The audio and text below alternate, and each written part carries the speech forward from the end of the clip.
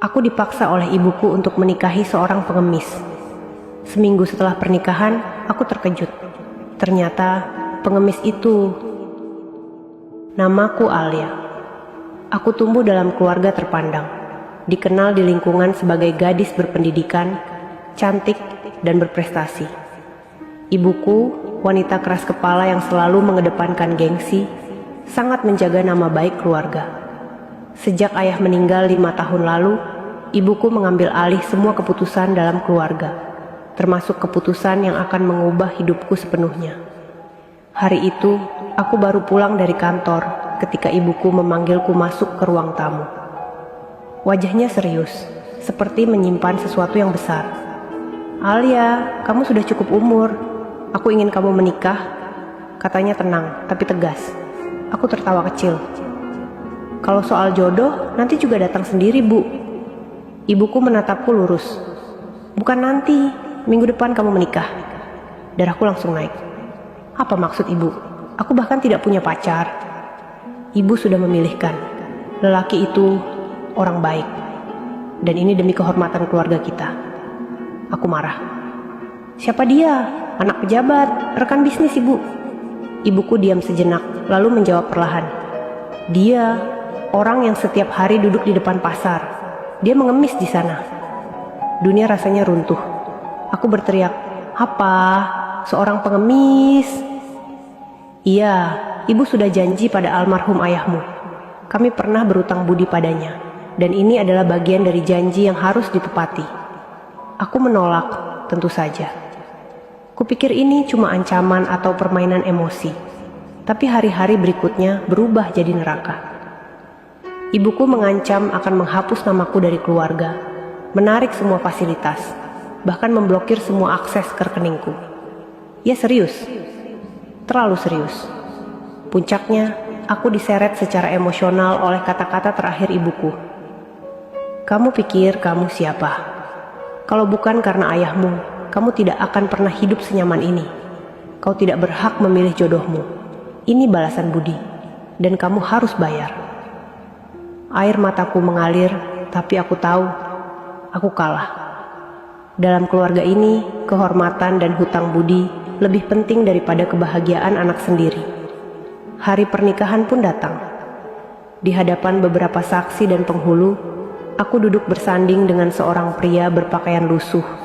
Kulitnya gelap karena matahari, dan rambutnya acak-acakan. Orang-orang memandang dengan tatapan aneh dan kasihan. Aku, Alia, lulusan universitas ternama, karyawan elit, menikah dengan seorang pengemis pasar. Namanya Raka. Ia tidak banyak bicara. Saat ijab kabul selesai, ia menatapku dan hanya berkata, "Terima kasih sudah bersedia menikah denganku." Aku berpaling. Aku bahkan tidak sanggup menatap wajahnya. Dalam hati aku bersumpah, pernikahan ini hanyalah formalitas. Dia bukan siapa-siapa. Dia tidak akan pernah bisa menyentuhku. Aku akan cari cara untuk keluar dari semua ini secepat mungkin. Tapi aku tidak tahu, hidupku baru saja masuk ke dalam drama paling besar yang tidak pernah kubayangkan.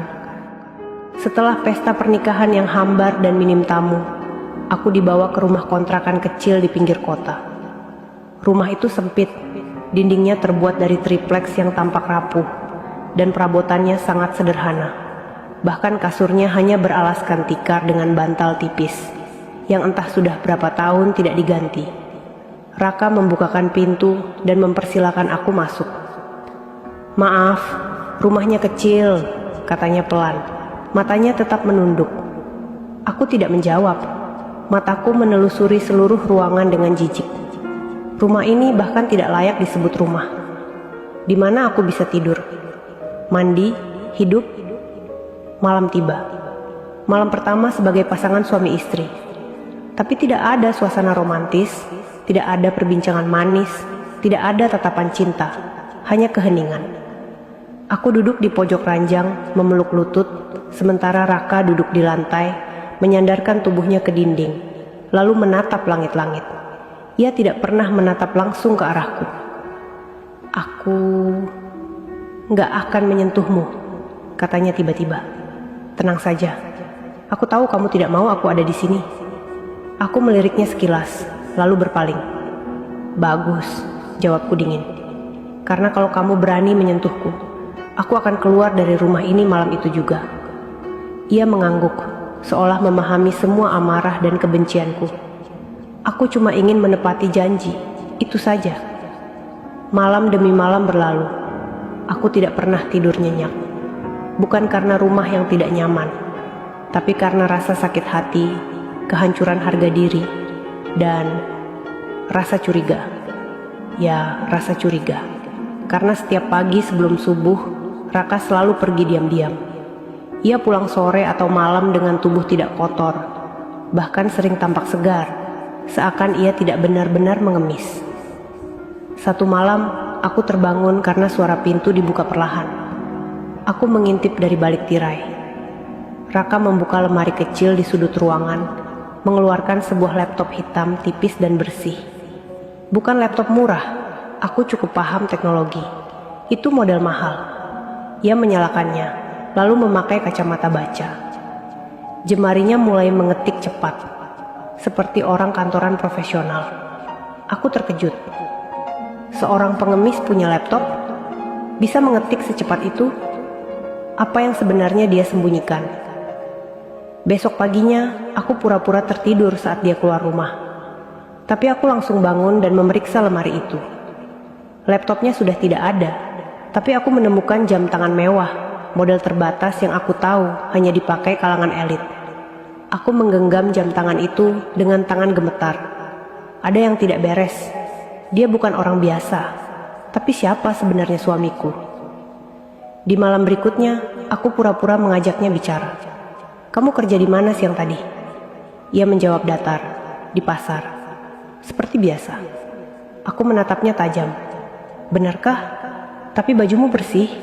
Tanganku saja lebih kotor dari kamu. Ia diam. Matanya menatap lantai, tidak menjawab. Dan saat itulah, aku tahu. Aku harus mencari tahu sendiri siapa sebenarnya pria yang sudah kuanggap sebagai pengemis itu. Karena ada sesuatu yang besar sedang ia sembunyikan. Dan aku bersumpah, aku akan membongkar semuanya. Beberapa hari setelah kejadian aneh itu, rasa penasaran semakin menggerogoti pikiranku. Aku tidak bisa begitu saja membiarkan hal ini berlalu. Ada sesuatu yang tidak beres dengan Raka, dan aku harus menemukan jawabannya. Aku memutuskan untuk mengikuti dia malam itu. Aku tahu dia selalu pergi setelah aku tertidur. Malam itu aku pura-pura tidur lebih awal, mencoba menunggu sampai dia pergi. Suara langkahnya semakin menjauh, dan akhirnya pintu ditutup pelan. Aku mendengar mobil mulai menyala, meski suaranya sangat pelan, seolah dia berusaha tidak membuat keributan. Aku membuka mata perlahan dan melirik jam dinding. Sudah pukul 12 malam. Aku mengenakan jaket dan dengan hati-hati membuka pintu, memastikan tidak ada suara. Aku berjalan dengan langkah ringan menuju jendela dan mengintip keluar. Mobil sedan hitam mewah milik Raka melaju keluar dengan kecepatan sedang. Aku tidak bisa lagi menahan rasa ingin tahu. Mengapa dia memiliki mobil seperti itu? Apa dia benar-benar seorang pengemis? Atau ada sesuatu yang lebih besar yang sedang dia sembunyikan?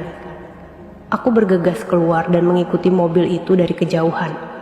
Hati aku berdebar. Apa yang akan aku temukan? Aku hanya berharap aku bisa mendapatkan jawaban. Mobil itu melaju ke arah pusat kota, berhenti di depan gedung bertingkat tinggi yang tampaknya sangat mewah. Aku bersembunyi di balik tiang lampu jalan, mencoba mengamati. Raka keluar dari mobil dengan langkah tenang, lalu berjalan menuju pintu depan gedung, yang dijaga oleh seorang satpam.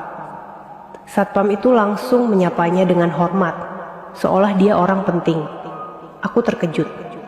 Ternyata pengemis yang setiap hari mengais rezeki di depan pasar ini adalah seseorang yang sangat penting. Aku memutuskan untuk mengikutinya lebih jauh. Di dalam gedung itu, aku melihat Raka memasuki sebuah ruang konferensi.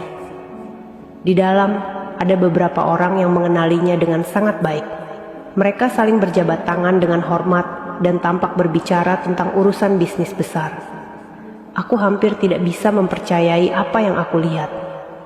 Raka yang selama ini kulihat di pasar, berpakaian lusuh, ternyata adalah seorang pemimpin perusahaan besar. Ternyata semua penampilannya selama ini hanyalah penyamaran. Aku tidak tahu apa yang lebih mengejutkan.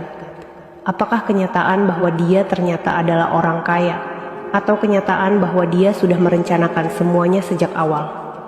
Aku merasa terjebak dalam kebohongan besar. Selama ini, aku menikah dengan seseorang yang bukan hanya berbeda dari apa yang aku bayangkan, tapi juga memiliki dunia yang sangat berbeda dari apa yang aku kenal. Mengapa dia tidak memberitahuku siapa dirinya yang sebenarnya? Apa yang dia inginkan dari pernikahan ini? Pagi harinya, aku kembali ke rumah dengan perasaan kacau. Aku ingin berbicara dengannya, tapi aku takut. Apakah dia akan mengakuinya? Ataukah ini bagian dari rencananya untuk menguji aku? Aku duduk di sofa, menatap ponsel yang tergeletak di meja. Rasanya aku tidak tahu harus bagaimana. Tapi satu hal yang jelas, aku harus bertanya langsung kepada Raka. Aku tidak bisa terus hidup dalam kebingungan. Pukul 7 malam, Raka pulang seperti biasa. Aku menatapnya, mencoba mencari jawaban dari wajahnya. Kamu punya banyak rahasia ya? Aku akhirnya bertanya. Raka hanya menatapku. Ada yang ingin kamu ketahui? Aku berdiri dan mendekatinya. Kenapa kamu tidak bilang yang sebenarnya tentang siapa kamu? Kenapa kamu berpura-pura menjadi orang miskin? Kenapa tidak memberitahuku bahwa kamu adalah CEO dari perusahaan besar? Raka menghela napas panjang. Aku tidak ingin kamu mencintaiku karena uang. Aku ingin tahu apakah kamu bisa mencintaiku apa adanya, tanpa melihat status dan kekayaan. Aku terkejut mendengar itu. Jadi kamu melakukan semua ini hanya untuk menguji aku? Dia mengangguk pelan. Aku ingin tahu apakah kamu bisa mencintaiku dengan tulus, tanpa mengetahui siapa diriku yang sebenarnya. Sesuatu dalam diriku terasa tergerak. Di satu sisi, aku marah karena merasa dibohongi. Tapi di sisi lain, aku mulai menyadari betapa besar usaha yang telah dia lakukan untuk mencari cinta sejati. Apakah aku bisa memaafkannya? Tapi masih ada satu pertanyaan yang terus menghantui pikiranku. Mengapa aku? Mengapa aku yang harus melalui semua ujian ini? Apakah cinta benar-benar bisa tumbuh dalam situasi seperti ini? Ataukah ini semua hanya permainan besar yang tidak pernah bisa aku pahami? Aku duduk di sofa, mencoba memproses semua informasi yang baru saja aku terima. Raka, pria yang selama ini kulihat sebagai seorang pengemis, ternyata memiliki dunia yang sangat berbeda. Di balik penampilannya yang lusuh dan kehidupannya yang terlihat sangat sederhana, ia adalah seorang CEO dari perusahaan besar yang memiliki banyak koneksi dan kekayaan. Namun, apa yang lebih mengusik hatiku adalah alasan di balik semua ini. Raka tidak hanya menyembunyikan identitasnya, tetapi juga menguji cinta. Ia ingin tahu apakah aku akan mencintainya karena siapa dia, atau karena status sosial dan uang yang dimilikinya. Namun, meskipun aku merasa bingung dan terluka, aku mulai merasakan sesuatu yang lebih dalam. Rasa kasihan, rasa penasaran, bahkan sedikit penghargaan. Alia, aku tahu ini sulit, tapi aku tidak ingin hidup dengan rahasia antara kita, kata Raka, duduk di kursi di depanku, wajahnya penuh penyesalan. Aku ingin kamu tahu siapa aku sebenarnya, bukan hanya sebagai pengemis yang kamu lihat selama ini. Aku hanya diam. Air mata mulai menggenang di mataku. Aku merasa terjebak antara marah dan bingung. Aku merasa dikhianati, tetapi di sisi lain, aku juga merasa terhormat. Raka bukan hanya ingin menunjukkan dirinya, tetapi juga berharap aku bisa menerima siapa dirinya tanpa syarat. Raka, kenapa aku? Tanyaku, suaraku serak.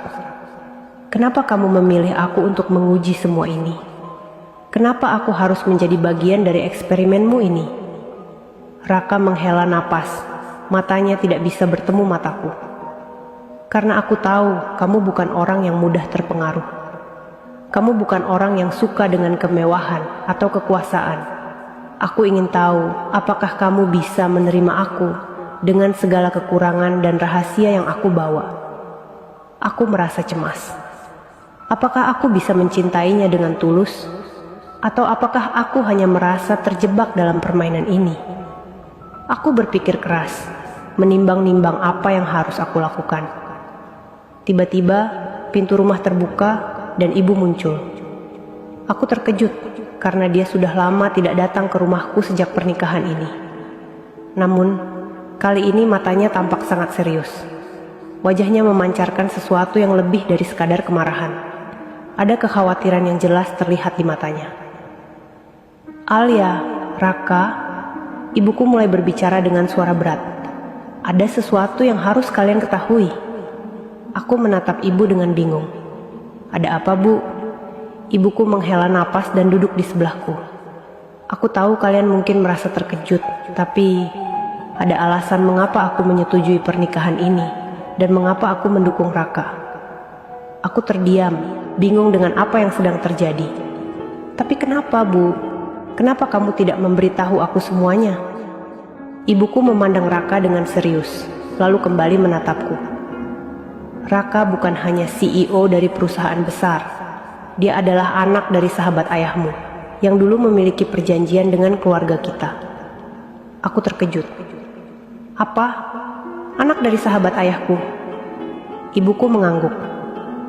"Ya, sebelum ayahmu meninggal, mereka berdua pernah berjanji untuk menjaga satu sama lain, dan ayahmu memberi Raka sebuah tanggung jawab besar. Perjanjian itu menjadi sebuah warisan keluarga yang harus ditepati. Ketika Raka meminta izin untuk menikahi kamu, aku tahu bahwa ini adalah cara dia untuk melanjutkan apa yang sudah dimulai oleh ayahmu." Aku terdiam, tidak bisa mencerna semuanya. Ternyata ada banyak lapisan yang tidak aku ketahui. Raka, yang selama ini aku anggap sebagai pengemis, adalah bagian dari sesuatu yang jauh lebih besar, jauh lebih penting. "Tapi kenapa dia memilih untuk menjadi seorang pengemis?" tanyaku, masih bingung. "Ia memilih jalan ini sebagai bagian dari ujiannya," jawab ibuku. "Dia ingin memastikan bahwa siapapun yang akan menjadi pasangan hidupnya adalah seseorang yang bisa mencintainya tanpa melihat status dan harta. Seperti yang dia bilang, dia ingin tahu apakah seseorang bisa mencintainya karena siapa dia, bukan karena apa yang dia miliki." Aku terdiam. Semua yang terjadi ini ternyata jauh lebih rumit dari yang aku bayangkan. Selama ini aku merasa marah, merasa dikhianati, dan merasa hidupku penuh kebohongan. Tapi sekarang, aku menyadari bahwa ada banyak hal yang tidak aku ketahui. Aku baru saja dibawa dalam sebuah perjalanan yang sangat besar, yang melibatkan banyak perasaan, keputusan, dan tanggung jawab. Raka bangkit dari tempat duduknya, berjalan ke arahku dengan langkah pelan. "Alia, aku tidak ingin menyakitimu. Aku tahu aku telah membuat kesalahan. Tapi aku ingin membuktikan bahwa aku mencintaimu. Aku ingin kita mulai dari sini, tanpa ada rahasia lagi." Aku menatapnya dalam-dalam. Ada begitu banyak emosi yang membanjiri diriku. Aku merasa marah, bingung, kecewa.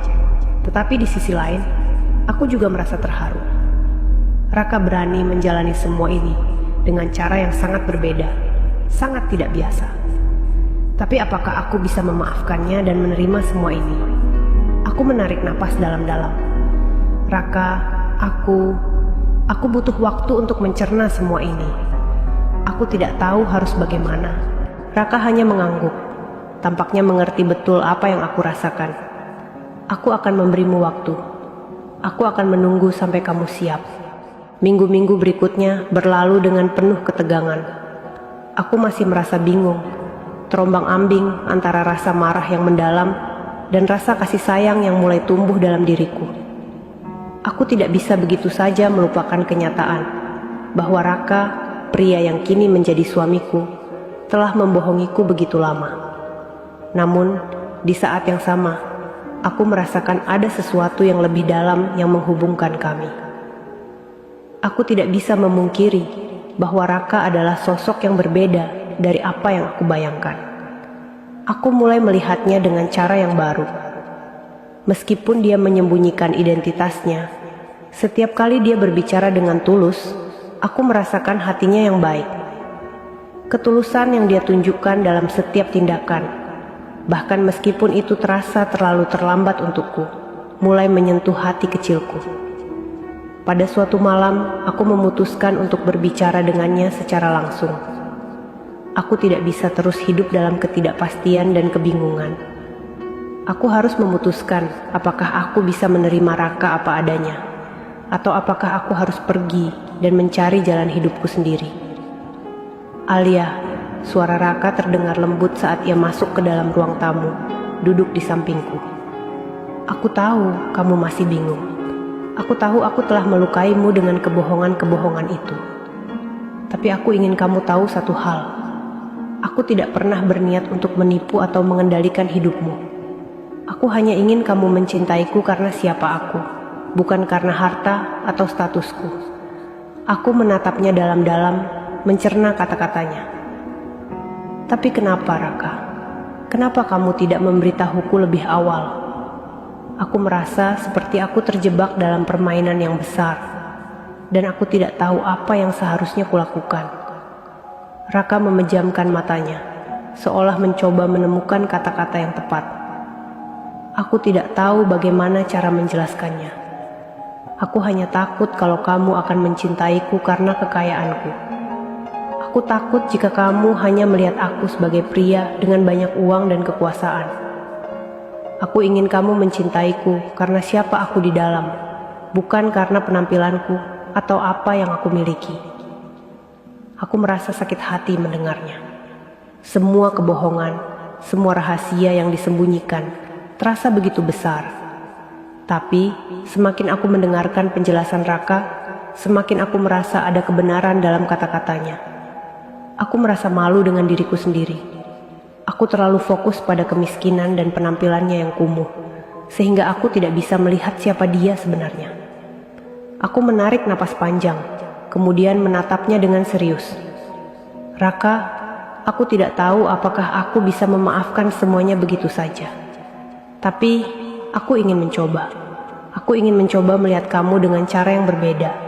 Aku ingin melihatmu tanpa terjebak dalam penampilan atau masa lalu. Raka menatapku dengan penuh harap. Alia, aku bersedia menunggu apapun yang kamu putuskan. Aku tidak ingin memaksamu.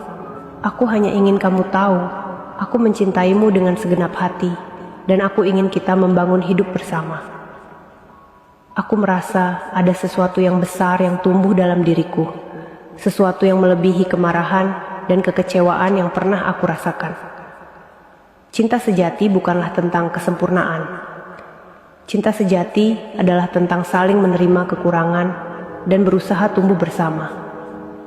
Raka, aku akhirnya berkata, aku tidak tahu apakah ini akan mudah. Aku tidak tahu apakah aku bisa melupakan semuanya begitu saja. Tapi aku ingin mencoba. Aku ingin memberi kesempatan untuk kita berdua. Raka tersenyum lebar, matanya berbinar penuh kebahagiaan. Terima kasih Alia, aku berjanji. Aku akan berusaha membuatmu bahagia. Aku akan membuktikan bahwa aku mencintaimu dengan cara yang kamu inginkan. Aku merasa ada beban yang terangkat dari pundakku. Mungkin ini adalah awal dari sesuatu yang baru, sesuatu yang lebih baik. Mungkin jalan kita tidak akan selalu mulus, tapi yang terpenting adalah kami saling memilih untuk bersama, untuk saling mencintai. Hari demi hari, kami mulai beradaptasi dengan kehidupan baru kami. Kami berbicara lebih banyak, saling mengungkapkan perasaan, dan membangun kembali kepercayaan yang sempat retak. Raka tidak pernah lagi berpura-pura menjadi orang lain. Dia mulai menunjukkan sisi-sisi dirinya yang lebih jujur dan lebih terbuka. Dan aku mulai melihat bahwa dia lebih dari sekadar CEO kaya, atau pengemis yang dulu kulihat. Aku belajar bahwa cinta bukanlah tentang uang, penampilan, atau status sosial. Cinta sejati adalah tentang kepercayaan, penerimaan, dan komitmen untuk saling mendukung. Dan meskipun awalnya aku merasa terjebak dalam kebohongan besar, aku akhirnya bisa melihat Raka bukan sebagai seorang pengemis, tapi sebagai pria yang benar-benar mencintaiku. Kami memulai hidup baru bersama. Tidak ada lagi kebohongan, tidak ada lagi rahasia. Hanya ada dua hati yang saling berjanji untuk bersama, tanpa syarat dan tanpa penilaian. Dan itulah awal dari kisah cinta kami yang sejati.